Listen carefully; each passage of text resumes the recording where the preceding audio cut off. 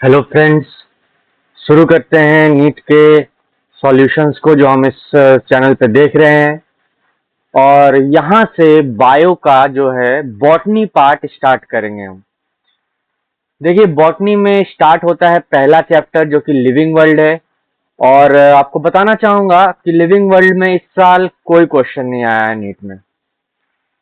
दूसरा चैप्टर जो है वो है बायोलॉजिकल क्लासिफिकेशन, और बायोलॉजिकल क्लासिफिकेशन से दो क्वेश्चन आए हैं।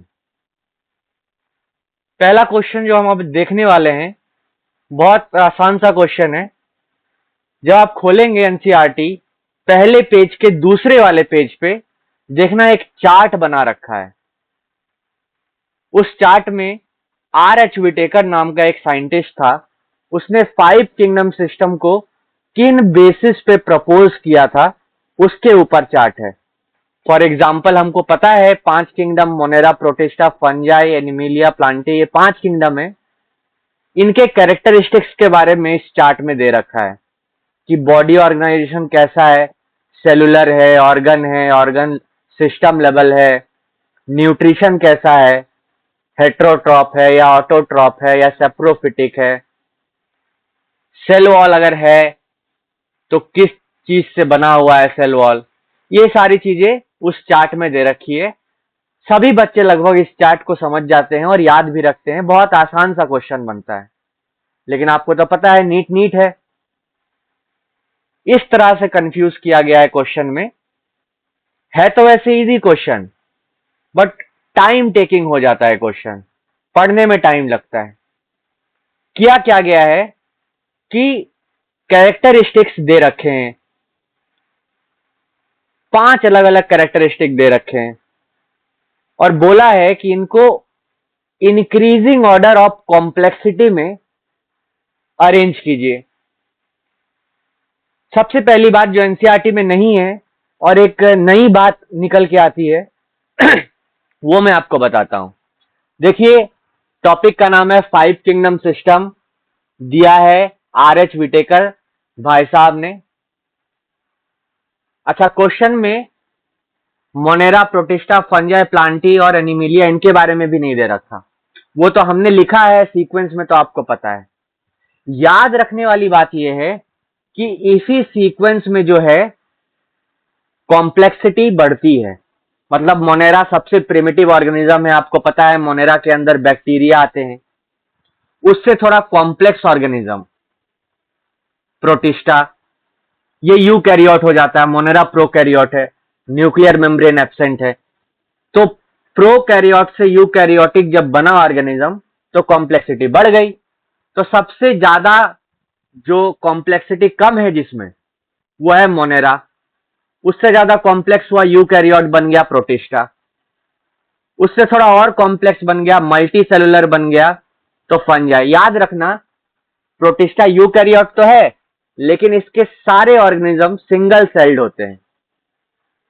एनसीईआरटी की बहुत ही सुपर हिट लाइन है, प्रोटिस्टाज आर यूकैरियोटिक यूनिसेलुलर ऑर्गेनिज्म। रट्टा लगा लेना, सबको याद भी होता है। अगर आप नए बच्चे हैं 11th के तो इसको याद रखना।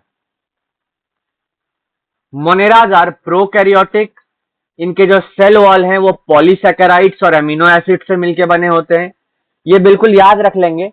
पॉलीसैकेराइड एक खास तरह का पॉलीसैकेराइड होता है, उसको कहते हैं पेप्टिडोग्लाइकेन।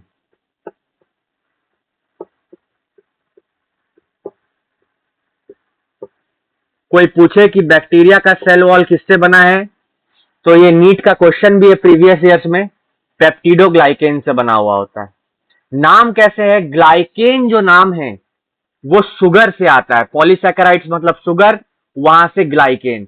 एक और ट्रिक की बात बताता हूं, कार्बोहाइड्रेट जो कि शुगर होते हैं उनके बीच के बॉन्ड्स को ग्लाइकोसिडिक बॉन्ड कहते हैं। तो ग्लाइकेन, ग्लाइकोसिडिक, सैकराइड, ये क्या हो गया? ये हो गया शुगर, कार्बोहाइड्रेट। एमिनो एसिड से वर्ड आया है पेप्टिडो, इसीलिए prokaryotes cell wall polysaccharides, amino acid या फिर पेप्टिडोग्लाइकेन। सबसे ज्यादा सिंपलेस्ट जो एनिमल है, प्रिमिटिव जो एनिमल है, वो है मोनेरा प्रोकैरियोट। ऑर्गेनाइजेशन और अच्छा हुआ, ऑर्गेनाइजेशन और बड़ा कॉम्प्लेक्स हुआ तो यूकैरियोट्स पर सिंगल सेल्ड। थोड़ा और कॉम्प्लेक्स हुआ ऑर्गेनाइजेशन तो फंगस, मल्टीसेलुलर, ये हेटेरोट्रॉप्स होते हैं। प्रोटिस्टा के अंदर अगर डिटेल में पढ़ेंगे तो आपको पता लगेगा कि हेटेरोट्रॉप्स भी हैं और ऑटोट्रॉपिक भी हैं। फॉर एग्जांपल यूग्लिना की अगर बात करें ऑटोट्रॉप्स, डायनोफ्लैजेलेट्स की बात करें ऑटोट्रॉप्स, डायटम्स की बात करें ऑटोट्रॉप्स। तो इस तरह से प्रोटिस्टा के अंदर हेटेरोट्रॉप्स भी हैं, ऑटोट्रॉप्स भी हैं। मोनेरा के अंदर भी हेटेरोट्रॉप्स हैं, ऑटोट्रॉप्स हैं। कुछ नए बच्चे हैं जो 11th के हैं जिनको नहीं पता है हेटेरोट्रॉप और ऑटोट्रॉप में डिफरेंस में बता दूं। जो ऑर्गेनिज्म अपना फूड खुद ही प्रिपेयर करते हैं उनको ऑटोट्रॉप्स कहते हैं। हेटेरोट्रॉप्स वाले ऑर्गेनिज्म किसी बाहरी सोर्स से फूड को इनटेक करते हैं और उसको ब्रेक करके एनर्जी लेते हैं। हेटेरोट्रॉप अपना फूड खुद बनाते हैं, आई मीन टू से ऑटोट्रॉप अपना फूड खुद बनाते हैं और हेटेरोट्रॉप फूड बाहर से लेते हैं, बना बनाया फूड यूज करते हैं। फंगी हो गया, कॉम्प्लेक्सिटी और बढ़ी, ऑब्वियस सी बात है फंगी भी यूकैरियोटिक होगा।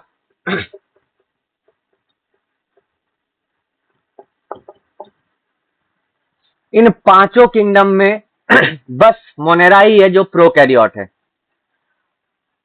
प्लांट्स जो हैं वो यूकैरियोट्स, ऑटोट्रॉप्स, सारे प्लांट्स अपना खाना खुद बनाते हैं, एल्गी से लेके एंजियोस्पर्म, ऑटोट्रॉप्स।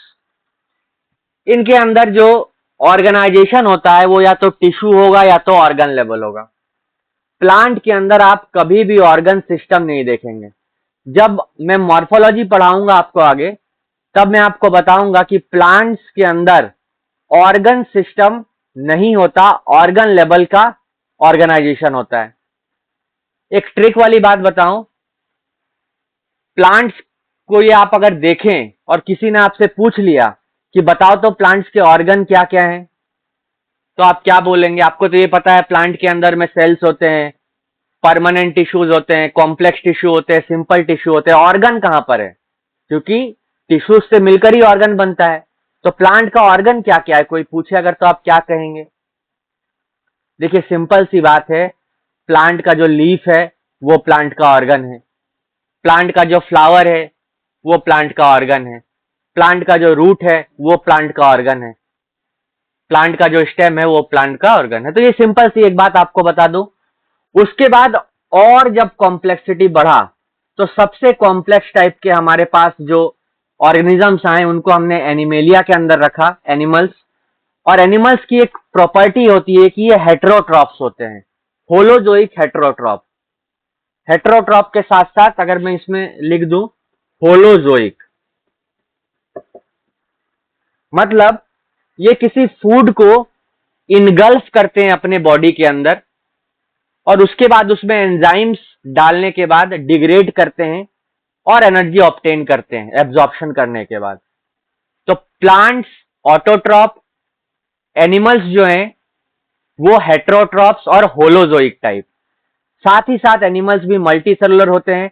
आपको ऐसा कोई एनिमल नहीं मिलेगा, बहुत इंपॉर्टेंट क्वेश्चन बता रहा हूं फिर से सुनिए, आपको ऐसा कोई एनिमल नहीं मिलेगा जो कि सिंगल सेल्ड हो।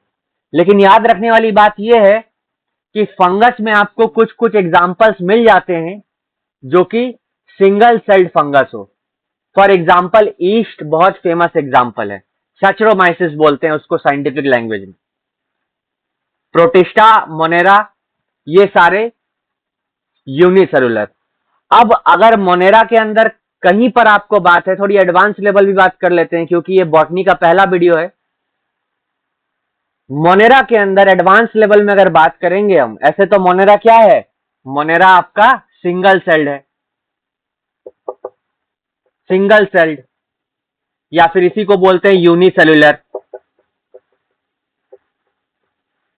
लेकिन बहुत सारे बैक्टीरिया ऐसे हैं जो कॉलोनीज में रहते हैं, फिलामेंट्स बनाते हैं, तो वहां पर बोलेंगे फिलामेंटस बैक्टीरिया, इस तरह से बात करेंगे। बैक्टीरिया की कॉलोनी को फ्लॉक्स कहते हैं, फ्लॉक्स।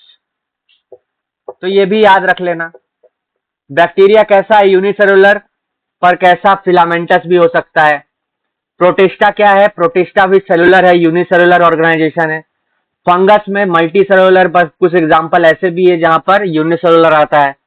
प्लांट के अंदर ये सारे ही मल्टी सेलुलर होते हैं, एनिमल के अंदर भी सारे ही मल्टी सेलुलर होते हैं। जब इतनी बात हो ही गई है, एक और ट्विस्ट की बात बताता हूं। जब आप ग्रेजुएशन लेवल पे पढ़ेंगे जूलॉजी को, वहां पर या फिर पुराने सिलेबस नीट में हमने खुद ही पढ़ाया है, एनिमल को शुरू करते हैं प्रोटोजोआ क्लास। प्रोटोजोआ क्लास से जब शुरू करते हैं तो आपको पता है प्रोटोजोआ के अंदर पैरामीशियम वगैरह आते हैं, होना तो चाहिए प्रोटिस्टा के अंदर वो। तो पैरामीशियम यहाँ पर एनिमिलिया में आता है और वो सिंगल सेल्ड होता है। लेकिन हमने कहा क्या एनिमल्स क्या होते हैं, मल्टी सेलुलर। तो इस तरह से थोड़ी बहुत मतभेद होता है, कहीं ना कहीं एक्सेप्शंस आ ही जाते हैं। तो ये सिंपल सा मैंने चार्ट आपको एक्सप्लेन किया। क्वेश्चन सुन लीजिए।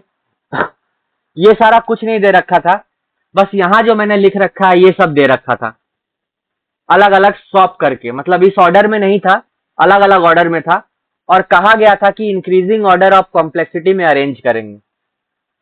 तो सबसे पहले मोनेरा, उसके बाद प्रोटिस्टा, फंजाई, प्लांटी, एनिमला, इस ऑर्डर में आपको सिलेक्ट करना था ऑप्शन में से। तो ये एक सिंपल क्वेश्चन बना बायोलॉजिकल क्लासिफिकेशन से, जो कि दूसरा चैप्टर है क्लास 11th का। ये मैंने एक क्वेश्चन बॉटनी का खत्म किया। इसके बाद देखेंगे दूसरा क्वेश्चन इसी चैप्टर से अगले वीडियो में। वीडियो अच्छा लगा तो लाइक करें, पढ़ते रहिए, स्टे मोटिवेटेड। Thank you.